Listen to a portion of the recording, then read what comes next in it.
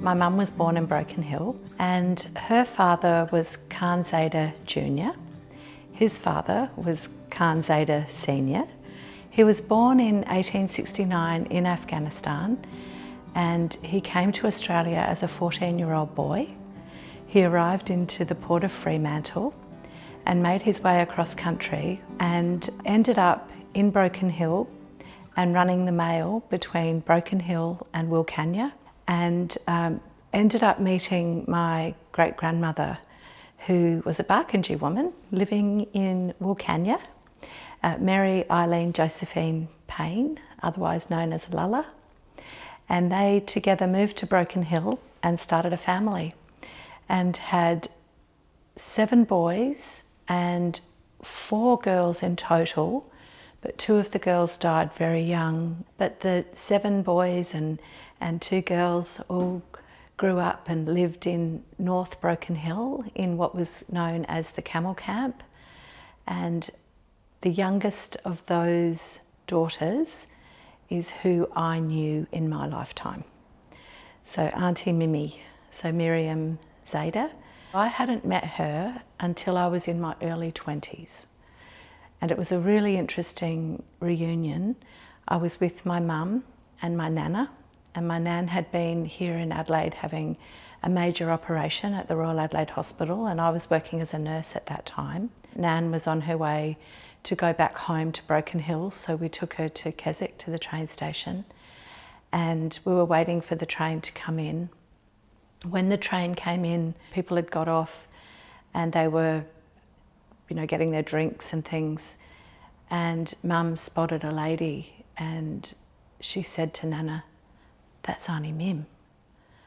And we had this incredible reunion on the siding of the train and kept in touch from that time on.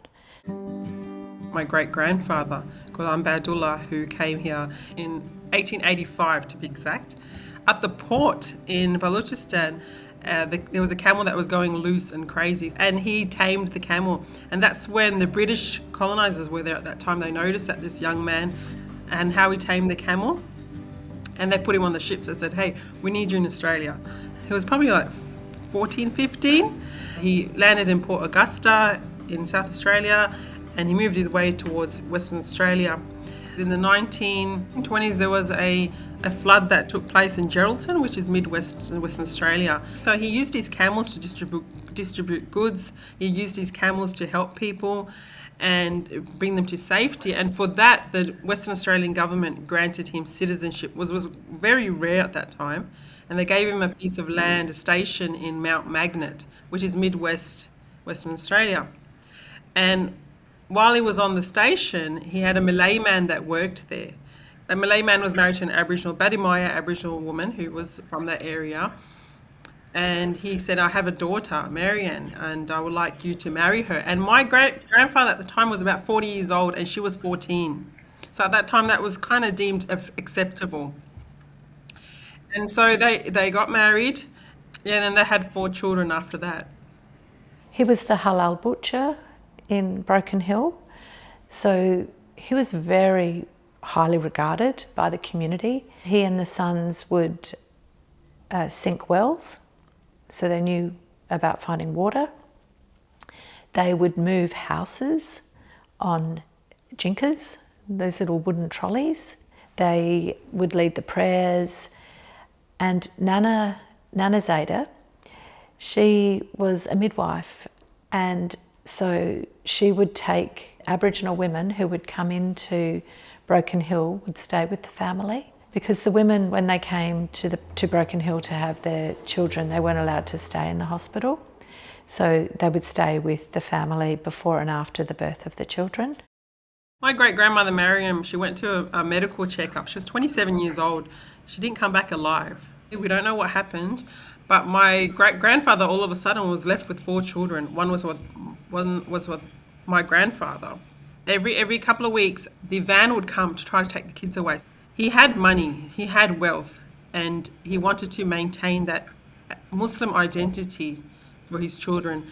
And so he sneaked them out And before I say that, but I never met my grandfather or his two brothers, but I met his youngest sister, Nora, who explained the story to us. She said my elder brothers used to hide me in ditches. So there was like, she was 3 years old. They used to hide her, put leaves on her. So they had different hideouts.